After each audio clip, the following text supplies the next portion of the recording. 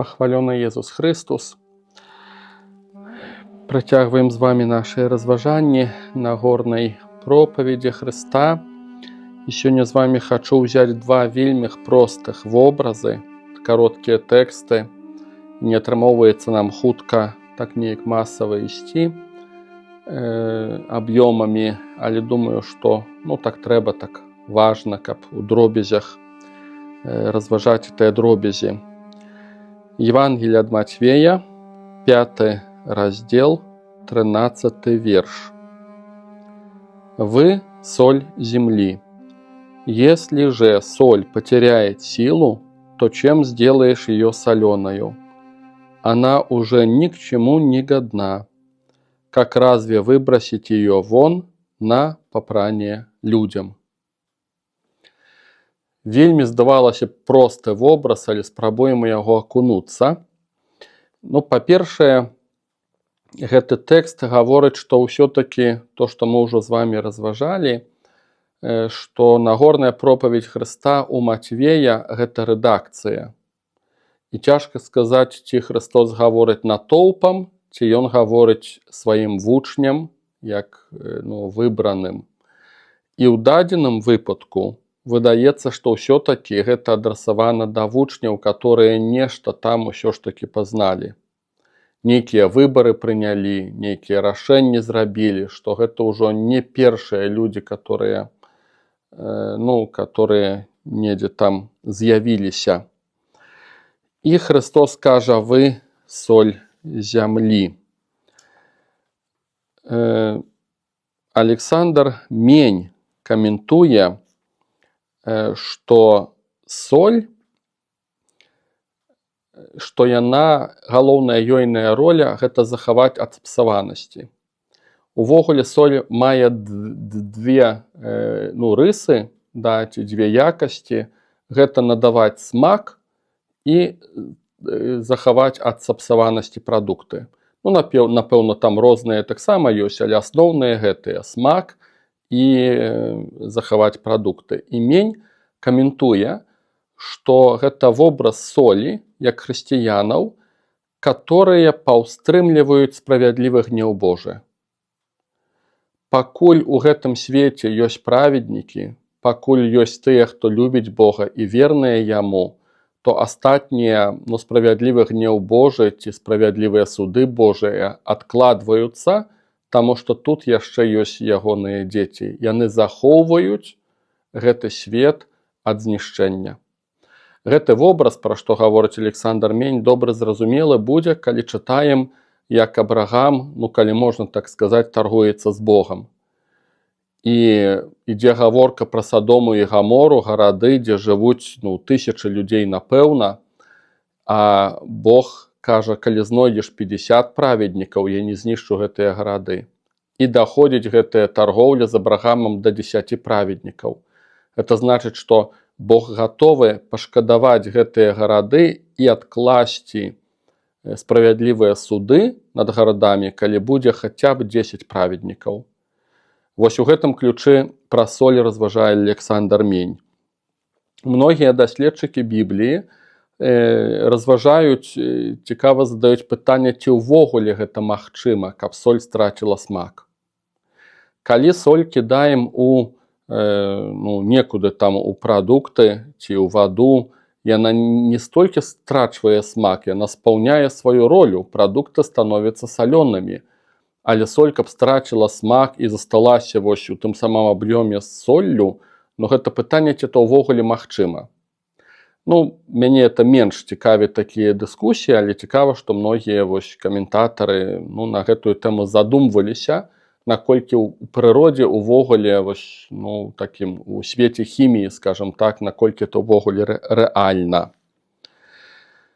Мне асабіста некалі, я веру, што гэта ад Святога Духа, нейкае пазнанне такое было, і нават я перажыў па-свойму вось гэтае адкрыццё, што соль з'яўляецца як бы сімвалам прысутнасці Святога Духа ў нас.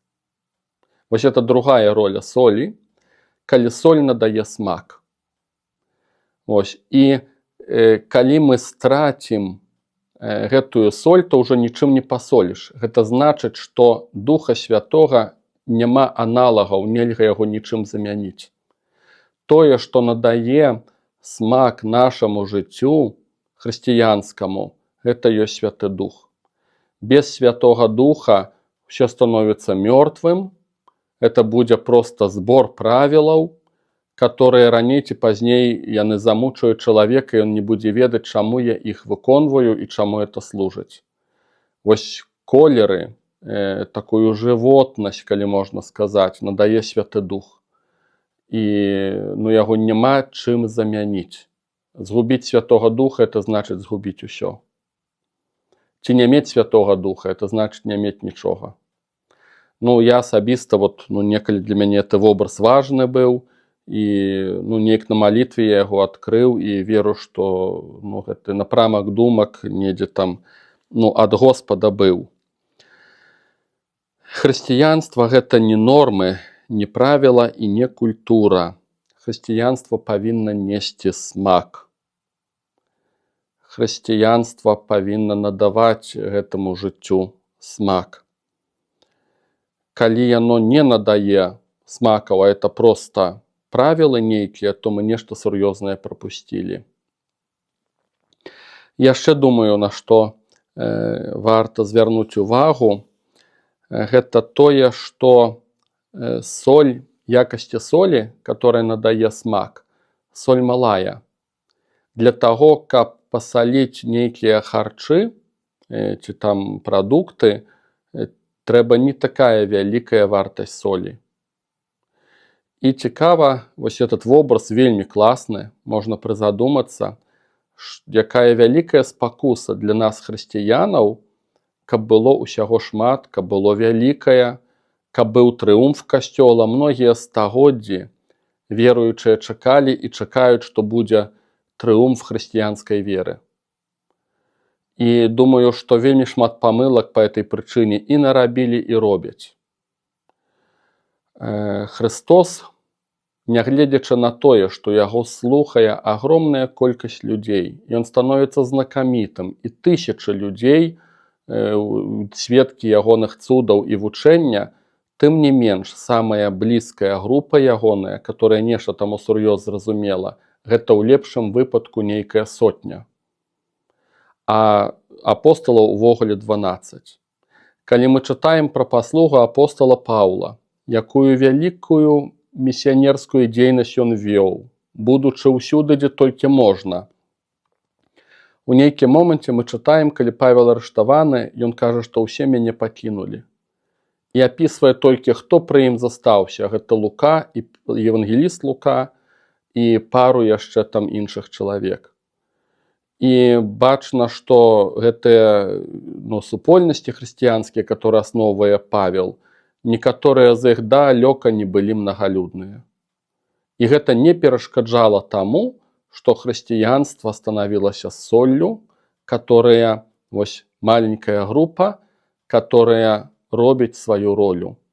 І вось калі мы гэтага не разумеем, а нам хочацца у такіх амбіцыях чалавечых нечага многа, масавыя стадыёны, масавыя пакаянні, вялікія парафіі, ўсё это агромнае, як правіла, гэта вельмі вялікая памылка. Мяне асабіста Господь вучыў, што трэба людзьмі займацца індывідуальна. Не ўпэўнены, што я навучыўся, што ўмею гэта рабіць, але гэта я зразумеў.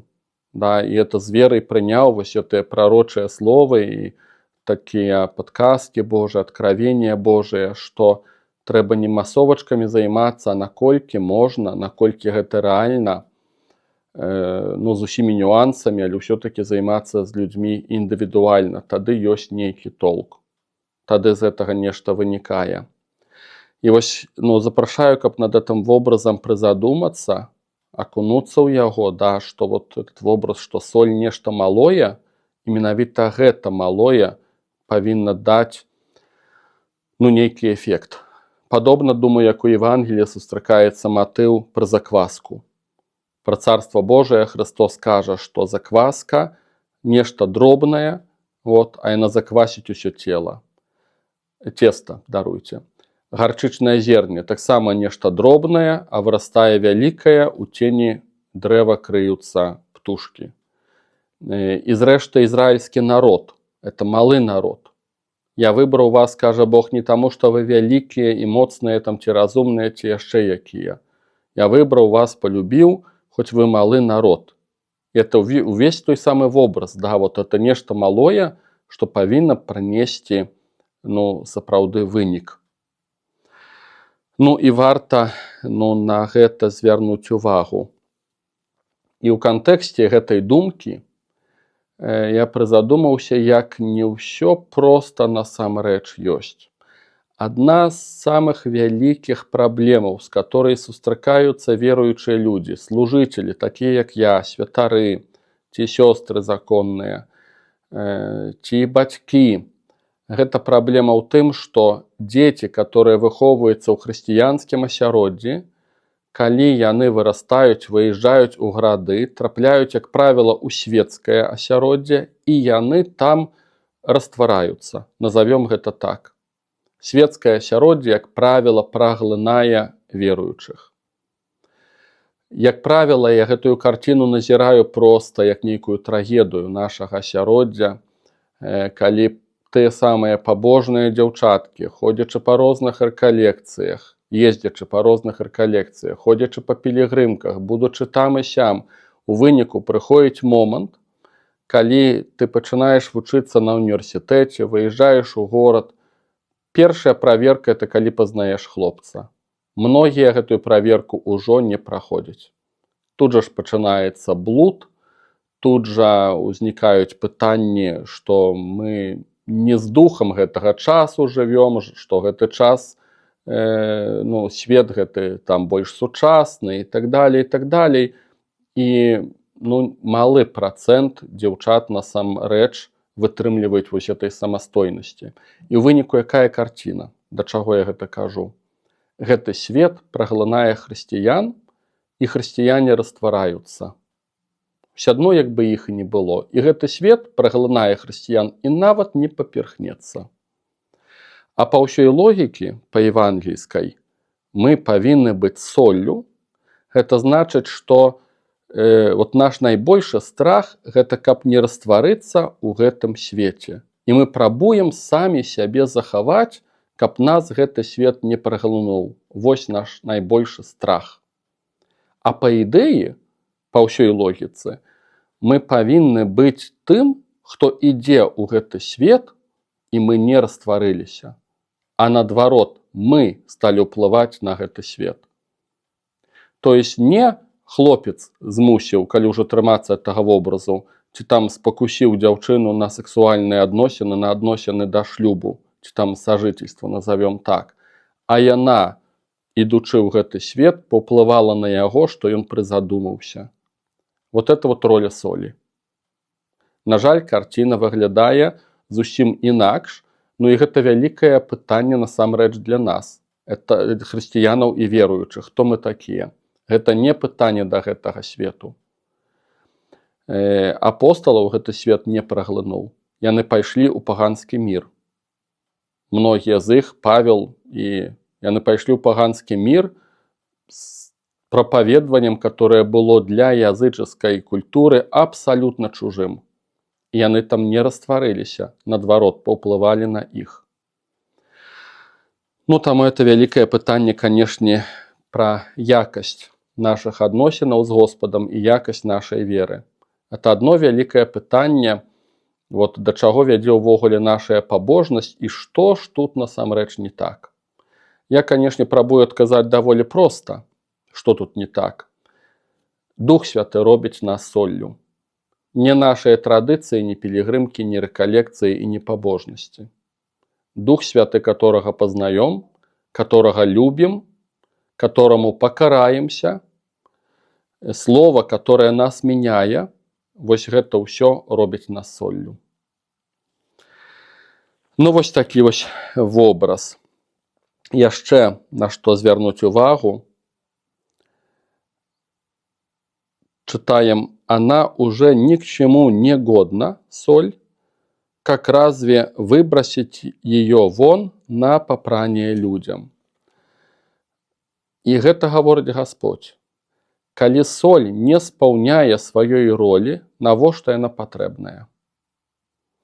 Вось гэты вобраз папрання людям, гэта значыць, што Бог дазваляе, каб нас патапталі, таму што ад нас ніякага толку няма, мы не сталіся соллю, а значыць, нас можна праглынуць і патаптаць.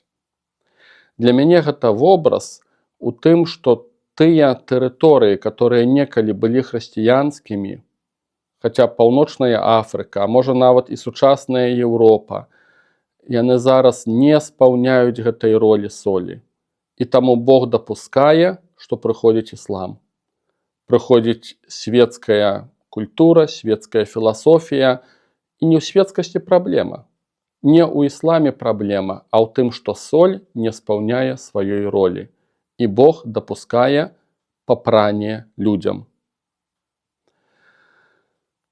Ну, нейкі такі вобраз. Я памятаю адны рэкалекцыі, для мяне вельмі важныя. Недаўна я быў здзіўлены, шчыра кажучы, там мне вочы адкрыліся ў Івянцы, калі я быў на музычнай майстэрні ў гэтым годзе, у францысканцаў. І там недзе, маючы свабодны час і ці п'ючы каву сам сабой, такі цікавы эпізод быў, я раптам узгадаў, што я забыўся нешта вельмі важнае ў маім жыцці. Я памятаю, нікога не было, я быў адзін, там у кляштару францысканцаў, я проста аж стаў перажываць, я загрузіўся, стаў маліцца, Божа, што я такое мог забыцца, вот просто неяк як Дух Святы нагадаў, такое агульнае, такое, як утуманіўся адно. Я стаў маліцца, вот аж неспакой такі, Божа, што я мог такога забыцца, што такое важнае для мяне было цэлымі гадамі. І я ўспамінаў, мне неспакойна было паўдня, я хадзіў, так вот грузіўся, маліўся, Господу пытанні задаваў і ўспомніў, слава Богу. Падчас адных рэкалекцый, это былі пачаткі майго святарства, я ехаў на рэкалекцыі з Хосе Прадо Флоресам. Это мексиканскі бібліст, который служыў разам з отцом Эміліянам Тардыфам. Цяпер это ўжо такі дзядок. Ён мае аўтарскія правы на кнігу «Езус жыве», которую я выдаваў, перакладаючы з іспанскай мовы, отца Эміліяна Тардыфа. Зрэшты, Хосе Прадо Флореса аўтар.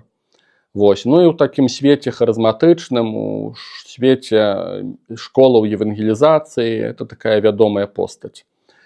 І я, канешне, ехаў на гэтае імя, магчымасць была, ён прыязджаў у Польшу, я ехаў на этой рэкалекцыі. Вось. І быў трошку крыху расчараваны, таму што чакаў я большага, не атрымаў таго, чаго мне хацелася. Так часам ёсць, калі ты едзеш на громкае імя.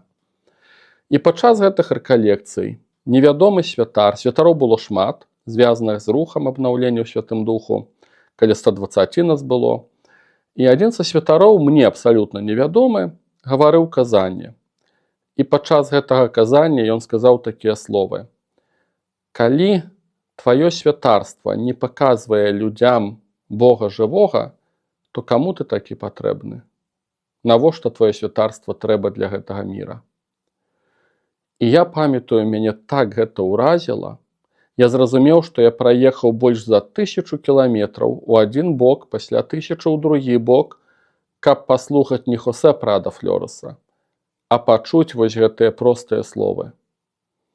Мяне это так уразіла, што ты, як веруючы, я думаю, это не толькі пра святарства размова.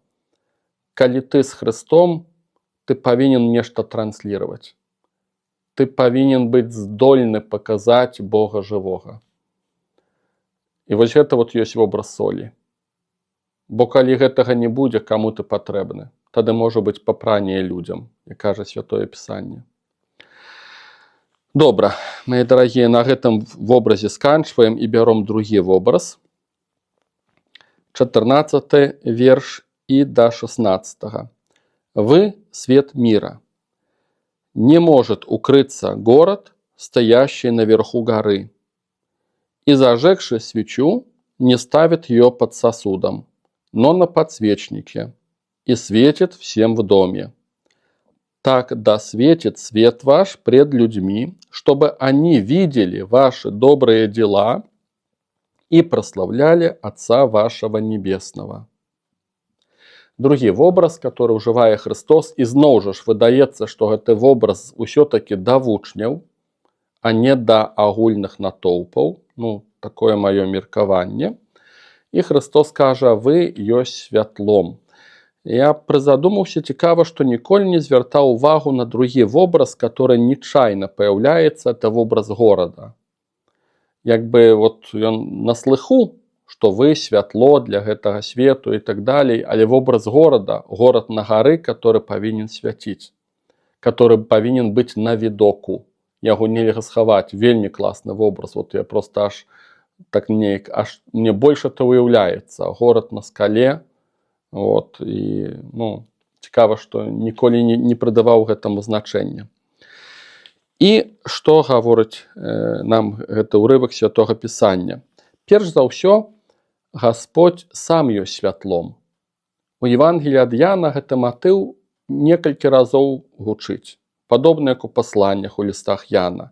Ён ёсць святло. Людзі прабываюць у цемры, бо полюбілі грахі, бо не хочуць, каб святло уваходзіла ў іх жыццё, не хочуць праўды, не хочуць называць рэчы сваімі імёнамі і так далей. Але Бог названы святлом. Святлом свету, для свету, кажа Евангелие ад Яна. У дадзеным выпадку ідзе размова, што мы, як веруючыя, становімся святлом. Я б сказаў бы так: калі мы прымаем святло Христовае, калі мы асабіста яго пазнаём, захапляемся, любім, ён становіцца для нас настаўнікам, мы ўсур'ёз успрымаем яго слова, пакараемся яго слову, то тады адбываецца такі працэс, што гэтае святло, которым ёсць ён, і мы яго прымаем, яно пачынае ў нас свяціць. Унутры нас. Зноў ж, это вялікая тэма, што Бог хоча быць з намі унутры. Вот фізічна ў нас прабываць. Это адбываецца праз Эўхарыстыю, калі мы спажываем цела і кроў. Гэта адбываецца праз Духа Святога, праз Слова. Вот. І Бог ёсць унутры нас.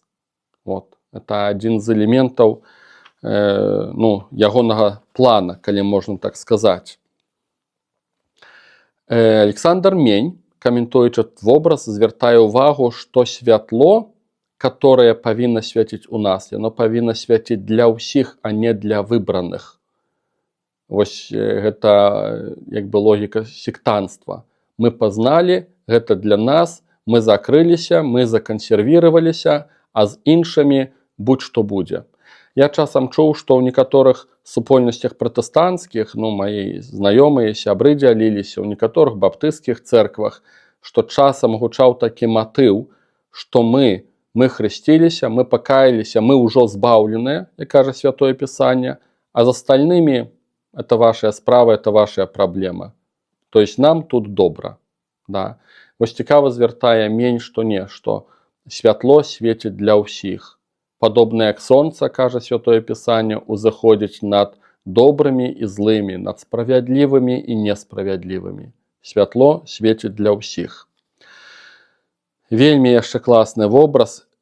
Святло не можа свяціць на сілу. Вельмі часта у нас ёсць такая наіўнасць, калі нам хочацца на сілу евангелізаваць, на сілу даказаць, на сілу пераканаць аб граху. Не, я думаю, што это не так. І у Пісанні я такога не бачу нідзе, каб Христос рабіў нечага на сілу насуперак людзям, іхнай волі, іхнай згодзе і так далей. Няма евангелізацыі на сілу. Нельга свяціць на сілу. А пра што ідзе размова? Што ты проста свеціш, это факт. Святло нельга скрыць. Вот пра што ідзе размова. Гэта нелагічна, як нехта аднойчы там заўважыў трапна. Няма сэнсу ніякага свечку, которую запаліць, схаваць яе пад стол. Ці фонарык схаваць пад коўдру. Ён не спаўняе сваёй ролі. Падобна тут, калі ты прымаеш Хрыста, то будь сабой, не ціхарыся, калі можна так сказаць. Не ламай людзей на сілу, не пераконвай іх на сілу. Проста будь сабой, будь прынцыпіяльным, не скрывай сваёй веры. Вот што значыць свяціць. Я думаю, што Гасподзь нам па сваёй міласці да нас, да іншых людзей, Ён сам стварае такія ўмовы, каб мы маглі пасвяціць, нават некамфортныя для нас. Самыя элементарныя і банальныя. Тады, калі, напрыклад, ты ясі публічна там недзе з людзьмі, і трэба хаця бы перахрысціцца перад ядой. Ну, для цябе это нармальна, ты молішся перад ядой зазвычай. Окей, нармальна. Зрабі гэта тое, што ты заўсёды робіш, толькі пры іншых. І мы разумеем, як это непроста. Не трэба на паказ это рабіць спецыяльна, не трэба даказваць нікому, проста зрабі тое, што ты робіш заўсёды. Не ціхарыся. І вот так вот мы свецім, калі не ціхарымся. Калі нехта пытаецца, куды ідзеш, я вот памятаю, школьнікам быў, мне заўсёды было сорамна прызнавацца, што я хожу на імшу ў нядзелю. Ну, кажу як ёсць, да, было сорамна. І тады пачынаеш выдумляць. А у мяне там справа, а у мяне тое, у мяне сёе. Я толькі ў 11 класе ўжо не саромеўся і ў адкрытую гаварыў, куды я іду. І ўсе ведалі, да, што я вот веруючы, я католік і так далей. Да, не трэба ціхарыцца, да, не трэба выдумляць. Калі прапаноўваюць табе алкаголь выпіць, не трэба выдумляць, што жывот баліць, што галава баліць і так далей. Прынцыпіяльна не п'еш, значыць скажы, што прынцыпіяльна не п'ю. Калі ў цябе пост, скажы, што ў цябе пост. Гэта простыя рэчы, да, это просто такія элементы, которымі мы можам свяціць. Да. І думаю, сам Гасподзь стварае нам такія ўмовы, каб мы маглі быць сабой. Вот для мяне асабіста свяціць – это быць сабой. Не хавацца са сваёй верай, не паказваць яе на сілу, на паказ, але не хавацца са сваёй верай. Христос, яшчэ, калі мы свецім, канешне, няма такога, ну, свецім, вось этим вобразам ужываю, да, гэты вобраз, няма такой заканамернасці, што вот людзі прям-таки павінны памяняцца. Не. Нехта памяняецца, нехта не. Это не наша задача. Нехта зразумее, нехта не зразумее, нехта наадварот абазліцца. Для некага мы станемся чужымі ворагамі. Это не наша задача. Наша задача быць сабой, не хаваць самога сябе. Вот, со сваімі прынцыпамі і верай. І цікава, што заўважце, вот як слова нам кажа, 16 верш. «Так да светит свет ваш пред людьми, чтобы они видели ваши добрые дела и прославляли Отца вашего Небесного». Глядите, какая цікавая схема. Ты познаешь святло, которым ёсць Гасподзь. Ты захапляешься гэтым святлом, акунаешься сам у яго. У выніку Гасподзь свеціць у табе. Далейшы момант, у выніку таго, што ён прыбывае ў табе і ён ёсць святлом, гэта адбіваецца на тваім штодзённым жыцці. Это адбіваецца ў фактах, у канкрэтных дзелах. І людзі, яны не бачаць святло. Яны не бачаць тое святло, которое ты пазнаў, яны не бачаць гэтага святла ў табе, калі можна так сказаць, але яны бачаць добрыя твае дзела. Таму што гэта, ну, нешта такое намацальнае, вот, то есть твоя сустрэча з Христом, яна ўплывае на твою будзённасць, на твоё звычайнае жыццё. І ты нікому не даказваеш догмаў, ты не пераконваеш на сілу людзей. Яны бачаць, што ты робіш, яны бачаць твои добрыя дзела, і можа так стацца, не ідэалізую, што на іх это будзе ўплываць. Цікава заўважце, як кажа Пісанне, чтобы они видели ваши добрые дела и прославляли Отца вашего Небесного. Яны павінны сообразить, да, что Отца Небесного трэба прославить. То есть им будзе открываться. Это не ты робишь. Это святло ў табе робіць такі эффект, вот, уплываючы на твою штодзённасць и на людей, которые недзе там с тобой побач. И думаю, что это, конечно, только невялічкі процент людей, с которыми вот так вот может здарыцца. Падобна, як Христос свяціў, будучы сам крыніцай святла, самим святлом, и рабіў шмат добрых дел, І на самой справе толькі некаторыя нешта там зразумелі і праславілі Отца. Нават у ягоным выпадку не было там масавага пакаяння, прям такі. І тым не менш, такімі шляхамі Гасподь дзейнічае. Што яшчэ да гэтага вобразу?